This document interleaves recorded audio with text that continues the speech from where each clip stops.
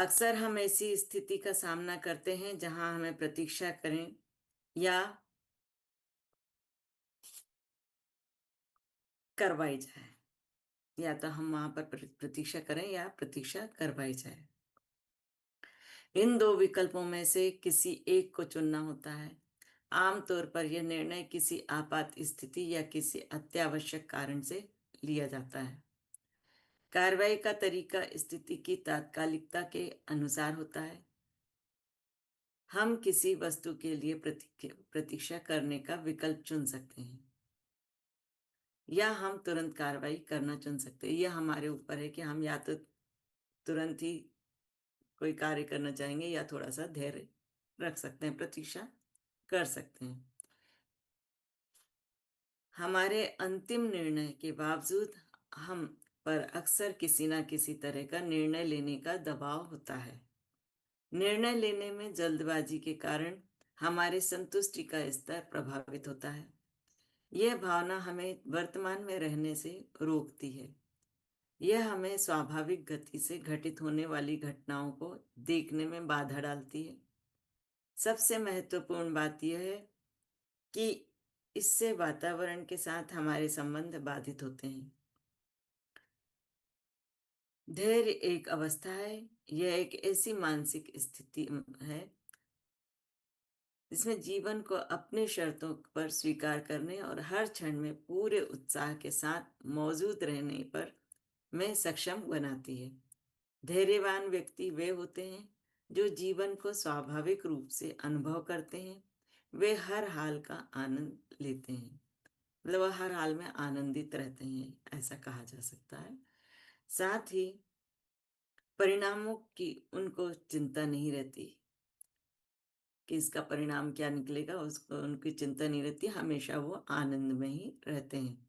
धैर्य की इस परिभाषा से आपको लग सकता है कि यह एक अवांछनीय गुण है, क्योंकि यह परिणामों से हमें दूर करता है, लेकिन यह सच नहीं है। किसी भी गतिविधि का कोई भी परिणाम कभी भी हमारे नियंत्रण में नहीं होता है, चाहे वह कोई उद्यम शुरू करना हो, डेटिंग सेवा के साथ पंजीकरण करना हो, वगैरह।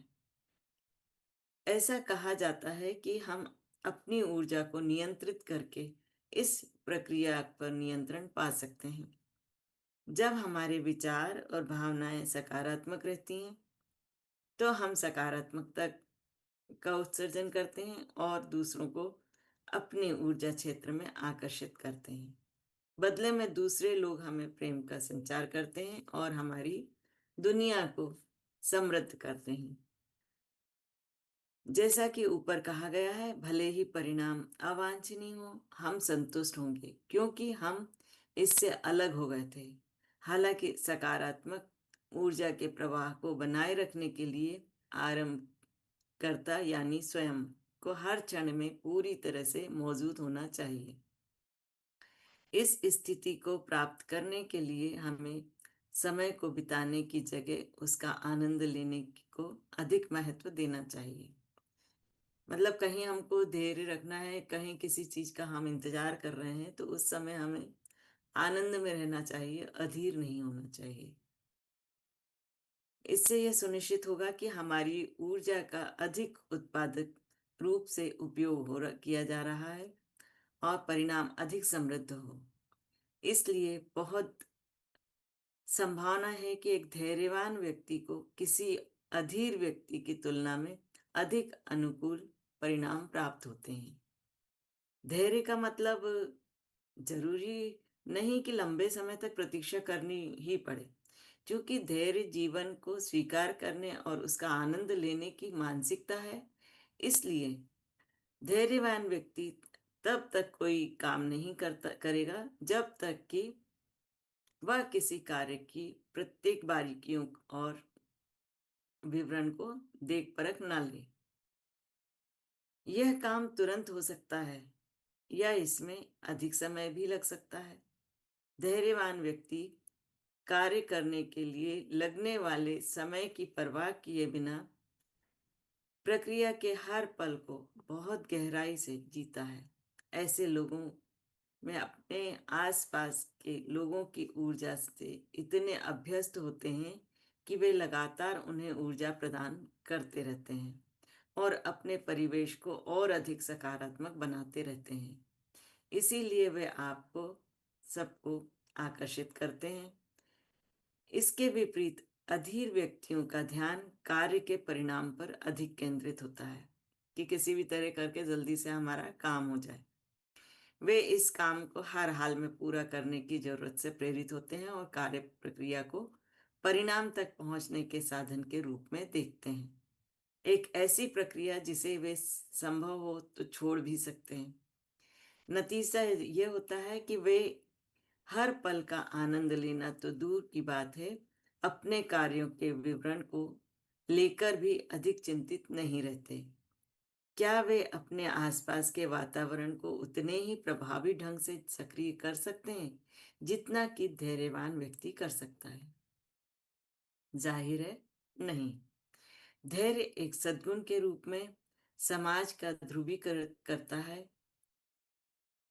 कई लोगों के लिए यह एक सम्मोहक मूल्य है, दूसरों के लिए यह एक अवांछनीय गुण है जिसमें ठहराव शामिल है।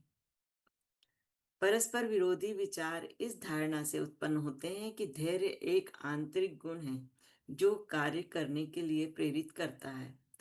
लोगों का मानना है कि किसी कार्य के परिणाम या विश्लेषण करने से उसके अंतर्निहित गुण के सकारात्मक और नकारात्मक पहलुओं का पता चलेगा।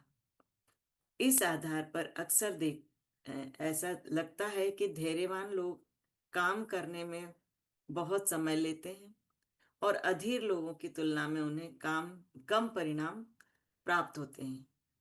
यह परिकल्पना तब ध्वस्त हो जाती है जब हम धैर्य को अस्तित्व की एक अवस्था के रूप में परिभाषित करते हैं। इस अवधारणा के अनुसार जीवन के प्रत्येक धैर्यपूर्ण दृष्टिकोण व्यक्ति को वर्तमान में मौजूद रहने और विचारों और संतुलित भावनाओं को जन्म देने में मदद करता है। बदले में यह आंतरिक सकारात्मकता ऐसी क्रियाओं को प्रेरित करती है जो सकारात्मक ऊर्जा की एक श्रृंखला बनाती है। इसीलिए धैर्य रखने से न केवल परिणाम मिलता है, बल्कि कई तरह के लाभ भी मिलते हैं। यही कारण है कि धैर्यवान मानसिकता विकसित करना लाभदायक होता है। तो यह आज का हमारा स्वाध्याय था।